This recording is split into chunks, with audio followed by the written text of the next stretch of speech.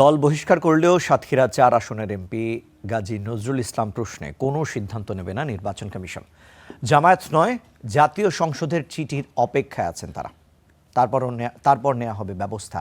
দুপুরে সাংবাদিকদের এসব কথা জানান কমিশনার আব্দুর রহমান এল মাসুদ। সামাজিক মাধ্যমে ব্যক্তিগত মুহূর্তের ভিডিও ছড়িয়ে পড়ার পর আলোচনায় আসেন সাতক্ষীরা ৪ আসনের সংসদ সদস্য গাজী নজরুল ইসলাম। অভিযোগের সত্যতা পাওয়ায় তাকে দল থেকে বহিষ্কার করেছে জামাত। এতে তিনি এমপি থাকছেন কিনা উঠেছে সেই প্রশ্ন। তবে দলীয় প্রার্থী হিসেবে কেউ এমপি হয়ে ওই দল থেকে পদত্যাগ বা সংসদে নিজ দলের বিপক্ষে ভোট দিলেও শূন্য হয় ওই আসন। তবে গাজী নজরুলের ক্ষেত্রে এখনো তেমন কিছু ঘটেনি। আর্টিকেল ৭০ সংক্রান্ত যদি কোনো জামাত নজরুলকে বহিষ্কারের বিষয়ে নির্বাচন কমিশনকে চিঠি দেওয়ার কথা বললেও এ নিয়ে করণীয় দেখছে না ইসি। কারণ হিসেবে জানাচ্ছে দল থেকে বহিষ্কারে এমপি পদ যাওয়ার সুযোগ নেই। যে জামাত ইসলামের চিঠির ভিত্তিতে এ বিষয়ে নির্বাচন কমিশনের কিছু করণীয় নাই।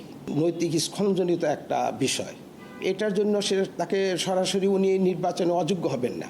মরাল টার্পিচুটের জন্য যদি কেউ শাস্তিপ্রাপ্ত হন তাহলে তিনি বাড়িতে হবেন।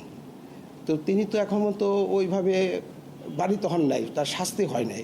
কাজে এটার জন্য নির্বাচন কমিশনের কিছু করণীয় আছে বলে আমার মনে হয় না। তবে সংসদ থেকে অবহিত করলে ইসি সিদ্ধান্ত নিতে পারে বলে জানান এই কমিশনার। তাই সংসদ থেকে চিঠি পেলেই আইন অনুযায়ী ব্যবস্থা নেবে কমিশন।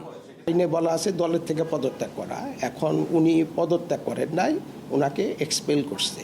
তো এক্সপানশন পদত্যাগের মধ্যে আসে কিনা এটা একটা বিশ্লেষণের বিষয়, কন্ট্রোভার্সিয়াল একটা বিষয়। যদি এই ধরনের কিছু আমাদের কাছে আসে তাহলে তখন আমরা এটার উপর আমাদের নির্বাচন কমিশন তার সিদ্ধান্ত জানাবে, এবং সেই জিনিসটা আসতে হবে পার্লামেন্ট থেকে। ৭৫ বছর বয়সী গাজী নজরুল ইসলাম সাতক্ষীরা ৪ আসনে প্রথম সংসদ সদস্য হন ১৯৯১ সালে। এবারে নির্বাচনে তার তৃতীয় জয়। Mahmudul Hasan, Star News, Dhaka.